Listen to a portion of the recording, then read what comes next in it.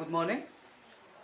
আমি বিশেষকৈ Assamese মিডিয়ামৰ class 8, 9 আৰু 10ৰ ছাত্ৰ-ছাত্ৰীসকলৰ উপযোগী হোৱাকৈ সম্পূৰ্ণ সিলেবাছ অনুসৰণ কৰি ইংলিছ গ্ৰামাৰৰ ওপৰত আলোচনা আগবঢ়াম। I think it will help all the learners. আৰু আজি আমি এই ভিডিঅ'টোৰ জৰিয়তে ভাৰ্বৰ বিষয়ে আলোচনা কৰিম। এটা ভাৰ্ব বুলি ক'লে আমি কি বুজো? What's the definition of a verb? সাধাৰণতে ক'বলৈ গ'লে ভাৰ্ব এটা parts of speech. কিন্তু ইয়াক যদি আমি ভালকৈ চালি জাৰি চাওঁ তেতিয়া ইয়াৰ ডেফিনেশ্যনটো আমি এনেকৈ দিব পাৰোঁ যে a verb is a word that signals an action, an occurrence and the state of being. অৰ্থাৎ ভাৰ্বে সাধাৰণতে তিনিটা বিষয়ৰ ওপৰত কাৰ্য কৰে। সেইটো হৈছে এটা হৈছে একশ্যন, এটা অকাৰেঞ্চ আৰু এটা হৈছে ষ্টেট অফ বিং। একশ্যন মানে কাম বা কাৰ্য, অকাৰেঞ্চ মানে ঘটনা আৰু ষ্টেট অফ বিং এইটো হৈছে অৱস্থা। ডেফিনেশ্যনটো এনেকুৱা: a verb is a word that signals an action, an occurrence and the state of being. এতিয়া ভাৰ্ব বিভিন্ন প্ৰকাৰৰ ভাৰ্ব থাকে, যেনে ষ্টেটিভ ভাৰ্ব, লিংকিং ভাৰ্ব, ট্ৰেনজিটিভ, ইনট্ৰেনজিটিভ, নন কনক্লুচিভ। এই সকলোবিলাক ভাৰ্ব আচলতে কিছুমান চৰ্ত সাপেক্ষেহে ট্ৰেনজিটিভ হ'ব পাৰে, ইনট্ৰেনজিটিভ হ'ব পাৰে বা নন কনক্লুচিভ হ'ব পাৰে। বিভিন্ন চৰ্ত সাপেক্ষে ভাৰ্ববিলাক হয়। কিন্তু ভাৰ্বৰ যদি আমি বিভাগ কৰোঁ, ক্লাছিফাই কৰোঁ বা ক্লাছিফিকেশ্যন কৰোঁ, তেতিয়াহ'লে আমি দেখা পাওঁ যে ভাৰ্বসমূহৰ আচলতে দুই প্ৰকাৰৰ ভাৰ্বহে আছে। সেই ভাৰ্ব দুই প্ৰকাৰ হ'ল অক্সিলাৰী ভাৰ্ব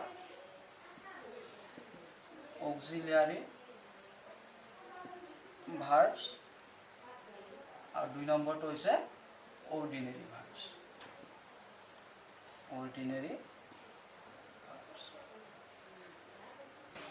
এতিয়া অক্সিলাৰী ভাৰ্বছবিলাক আমি সকলোৱে জানো যে auxiliary verb 24টা।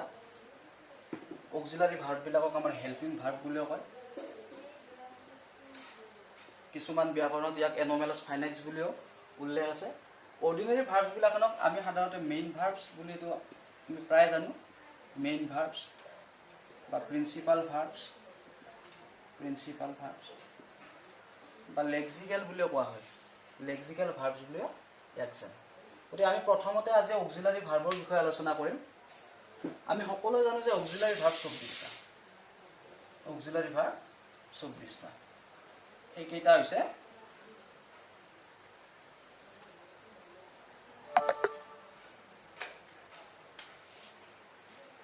am, is, are, was, were,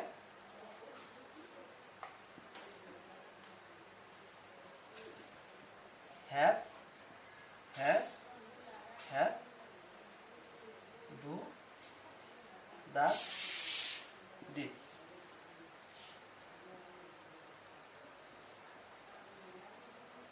Shall, should,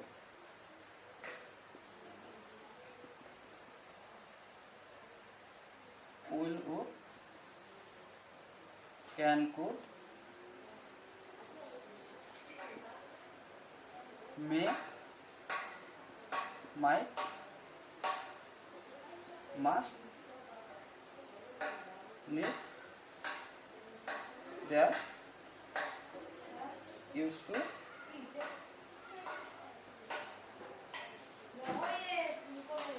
or to. এই 24টা হৈছে আমাৰ অক্সিলাৰী ভাৰ্ব।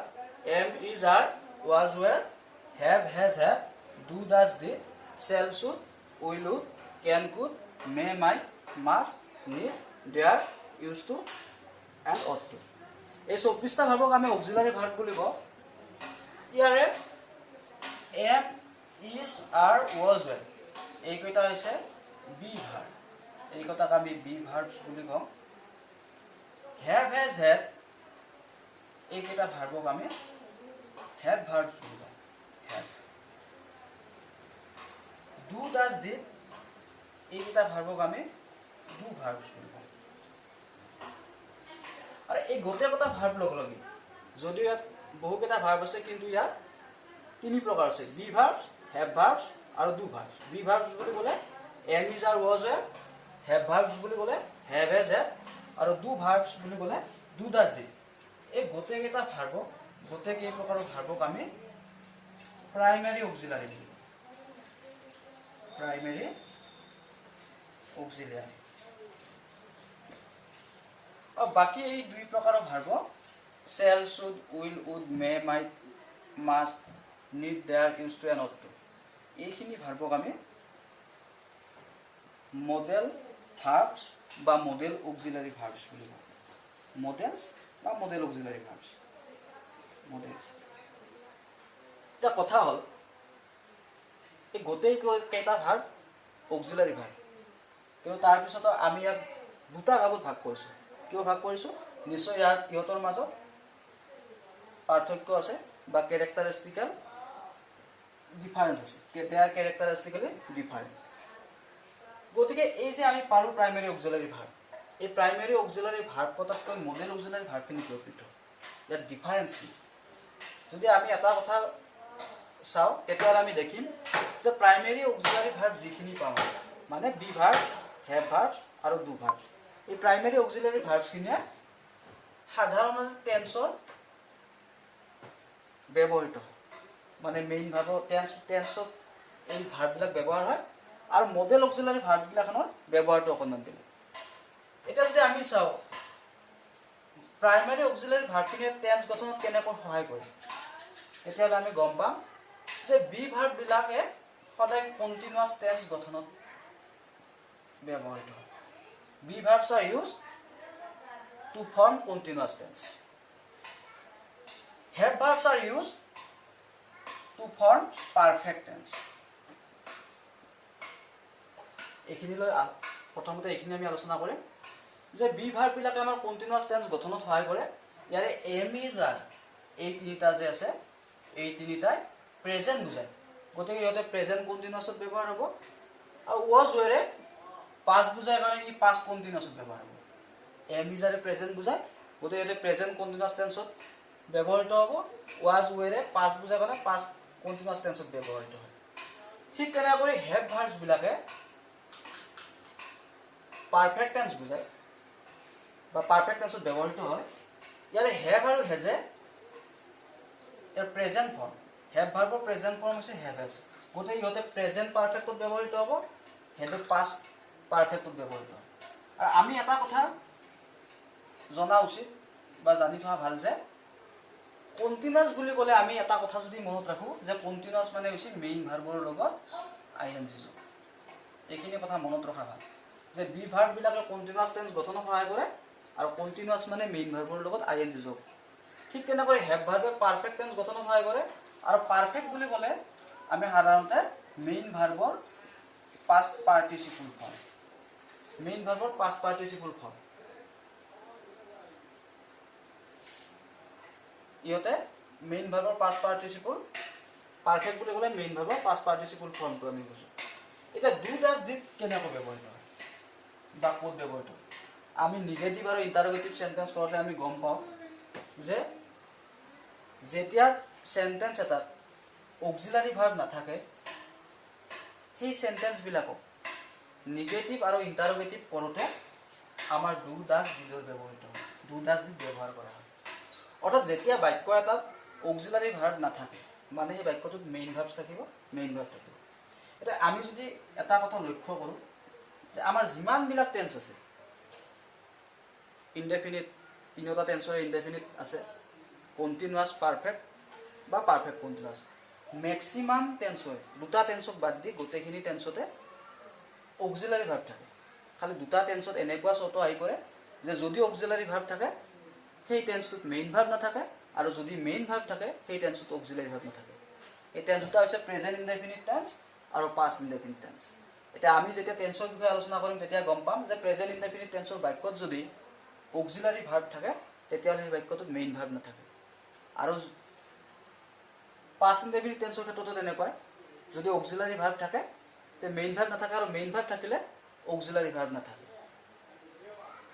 এতিয়া টেন্সৰ বিষয়ে আলোচনা কৰোঁতে আমি এই বিষয়ে সবিশেষ আলোচনা কৰিম এতিয়া মডেল অক্সিলাৰী ভাৰ্বৰ বিষয়ে আলোচনা কৰিম যে প্ৰাইমাৰী অক্সিলাৰী ভাৰ্বখিনিয়ে আমি গম পালোঁ যে প্ৰাইমাৰী অক্সিলাৰী ভাৰ্বখিনিয়ে সদায় টেন্স গঠনত সহায় কৰে কিন্তু মডেল অক্সিলাৰী ভাৰ্ববিলাক কেনেকুৱা ক্ষেত্ৰত ব্যৱহাৰ হয় বা ক'ত ব্যৱহৃত হয় মডেল অক্সিলাৰী ভাৰ্ববিলাক হয় they R use to express modality ইয়াতে কিছুমান মডেলিটি বুজায় যেনেকুৱা permission necessity certainty possibility obligation এইবিলাকত ব্যৱহৃত হয় এই গোটেইখিনি ভাৰ্ব এটা কথা হ'ল আমি ক'লোঁ যে প্ৰাইমেৰী অক্সিলাৰীখিনিয়ে টেন্স গঠনত সহায় কৰে কিন্তু মডেল অক্সিলাৰীটো দুটা ভাৰ্ব আছে এটা হৈছে চেল আৰু এটা উইল চেল আৰু উইল কিন্তু ফিউচাৰ টেন্সত ব্যৱহৃত হয় তেতিয়াহ'লে এইবিলাক কিয় মডেল অক্সিলাৰী হয় প্ৰাইমেৰী অক্সিলাৰীয়ে যদি টেন্স গঠনত সহায় কৰে তেতিয়াহ'লে চেল উইলটো আহিব লাগিছিল ইয়াত কিন্তু চেল উইলটো মডেলত কিয় থাকে কাৰণ মডেল অক্সিলাৰীৰ আমি যদি কেৰেক্টাৰিষ্টিকগিলাখান যদি চাওঁ মেজৰ কেৰেক্টাৰিষ্টিক তেতিয়াহ'লে আমি এটা কথা গম পাওঁ যে মডেল অক্সিলাৰী ভাৰ্ববিলাকৰ পিছত সদায় মেইন ভাৰ্ব বহে আৰু মেইন ভাৰ্বটো সদায় মূল ৰূপত থাকে যেনে এটা বাক্য লিখি দিছোঁ ইয়াত I can do the work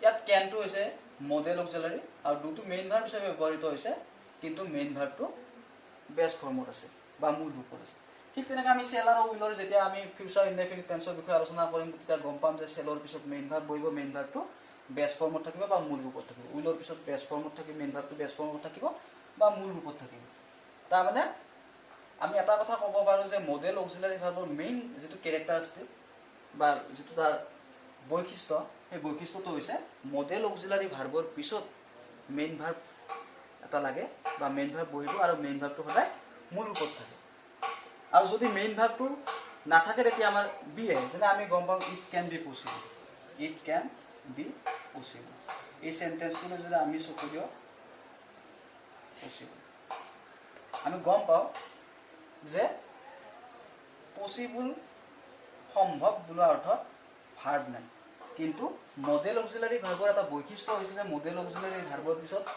main ভাৰ্বটো এটা বহিব লাগে মেইন ভাৰ্ব এটা থাকিব লাগে আৰু মেইন ভাৰ্বটো সদায় মূল ৰূপত থাকিব লাগে বেষ্ট ফৰ্ম যিহেতু পচিবলটো কোনো ভাৰ্ব নহয় গতিকে কেনৰ যিহেতু বৈশিষ্ট্য কেন মডেল অক্সিলাৰীৰ যিটো বৈশিষ্ট্য যে তাৰপিছত মেইন ভাৰ্ব এটা থাকিব লাগিব মূল ৰূপত থাকিব লাগিব গতিকে এই চেণ্টেন্সটোত মেইন ভাৰ্ব নথকাৰ কাৰণে ইয়াত বি ভাৰ্ব পৰিছে কাৰণ বি ভাৰ্বৰ মূল ৰূপটো হৈছে বি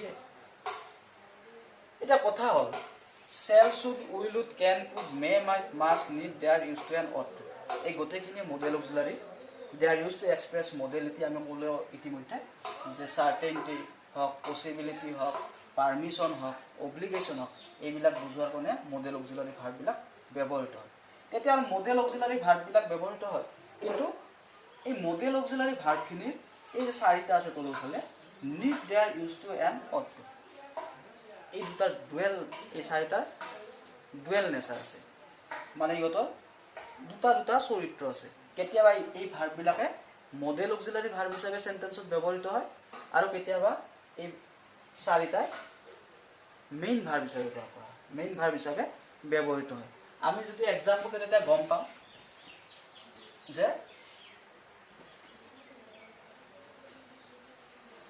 I need not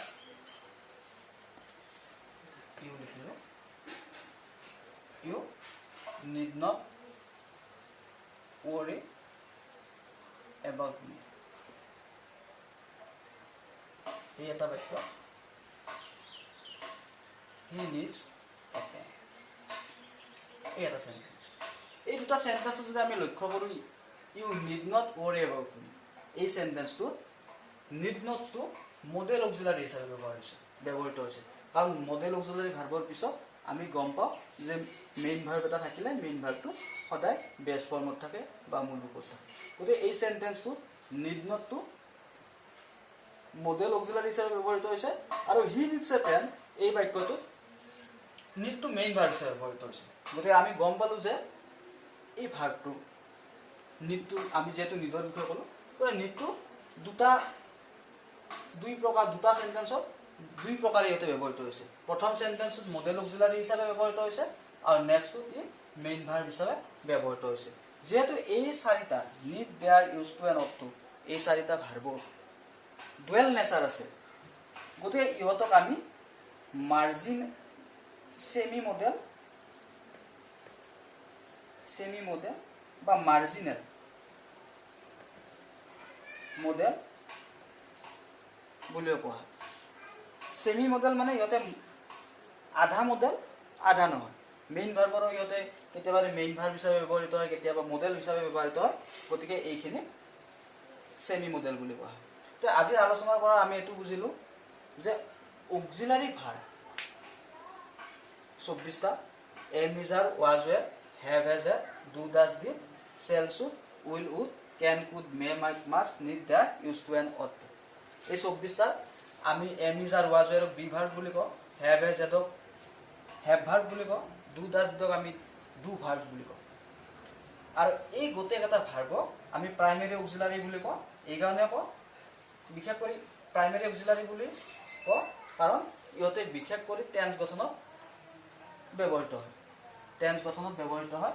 আমি ক'লোৱে বি ভাৰ্বে কণ্টিনিউৱাছ টেন্স গঠনত সহায় কৰে। কণ্টিনিউৱাছ বুলি ক'লে আমি সাধাৰণতে মেইন ভাৰ্বৰ লগত আই এন জি যোগ হৈ বুজোঁ। ঠিক তেনেকৈ হেভ ভাৰ্ববিলাকে পাৰফেক্ট টেন্স গঠনত সহায় কৰে। পাৰফেক্ট বুলি ক'লে মেইন ভাৰ্বৰ পাষ্ট পাৰ্টিচিপল ফৰ্ম, সেইটোৱে বুজোঁ। আৰু ডু ডাজ ডিডটো আচলতে দুটা টেন্স বুজায়। ডু আৰু ডাজে আমি যদিও নিগেটিভ আৰু ইণ্টাৰগেটিভ চেণ্টেন্স গঠন কৰাত বাক্যত যেতিয়া অক্সিলাৰী ভাৰ্ব নাথাকে তেতিয়া নিগেটিভ আৰু ইণ্টাৰগেটিভ চেণ্টেন্স কৰাত আমি ডু ডাজ ডিড ব্যৱহাৰ কৰোঁ। কিন্তু ডু আৰু ডাজে আচলতে প্ৰেজেণ্ট ইনডেফিনিট টেন্সৰ বাক্যবিলাকত নিগেটিভ আৰু ইণ্টাৰগেটিভ কৰোঁতে ব্যৱহৃত হয়। আৰু ডিড পাষ্ট ইনডেফিনিট টেন্সৰ বাক্যবিলাকক নিগেটিভ আৰু ইণ্টাৰগেটিভ কৰাত ব্যৱহৃত হয়। তাৰমানে ইনডাইৰেক্টলি ডু আৰু ডাজে প্ৰেজেণ্ট ইনডেফিনিট টেন্সটোৱে বুজায় আৰু ডিডে পাষ্ট ইনডেফিনিট টেন্স বুজায়। আমি যেতিয়া টেন্সৰ বিষয়ে আলোচনা কৰিম তেতিয়া এই বিষয়ে আমি ডিটেইলত আলোচনা কৰিম। আৰু এই মডেল অক্সিলাৰী ভাৰ্ববিলাক টেন্স গঠনত আচলতে বা সাধাৰণতে ব্যৱহৃত নহয়। তো তাৰ পিছতে কিন্তু চেল আৰু উইল এই দুটা ভাৰ্বে টেন্স গঠনত সহায় কৰে ফিউচাৰ টেন্সত। কিন্তু চেল আৰু উইলৰ মেইন কেৰেক্টাৰিষ্টিকটোৱে হৈছে মডেল অক্সিলাৰী ভাৰ্বৰ কেৰেক্টাৰিষ্টিক। কাৰণ মডেল অক্সিলাৰী ভাৰ্বৰ মেইন কেৰেক্টাৰিষ্টিকটো হৈছে যে মডেল অক্সিলাৰী ভাৰ্বৰ পিছত মেইন ভাৰ্বৰ এটা বহে। মেইন ভাৰ্বটো সদায় বেছ ফৰ্মত থাকে। আৰু need dare used to and ought to এই চাৰিটা ভাৰ্বে কেতিয়াবা মডেল অক্সিলাৰীৰ কাম কৰে আৰু কেতিয়াবা মেইন ভাৰ্বৰ কাম কৰে। সেইকাৰণে ইহঁতক আমি ছেমি মডেল বা মাৰ্জিনেল মডেল বুলিও কওঁ। গতিকে আজিৰ ভিডিঅ'টো নিশ্চয় আপোনালোকে বা তোমালোকে ভাল পাইছা। নেক্সট ভিডিঅ'ত আমি আজিৰ ভিডিঅ'ত অক্সিলাৰী ভাৰ্বটো শিকিলোঁ আৰু নেক্সট ভিডিঅ'টোত আমি অৰ্ডিনেৰী ভাৰ্ব বা মেইন ভাৰ্ব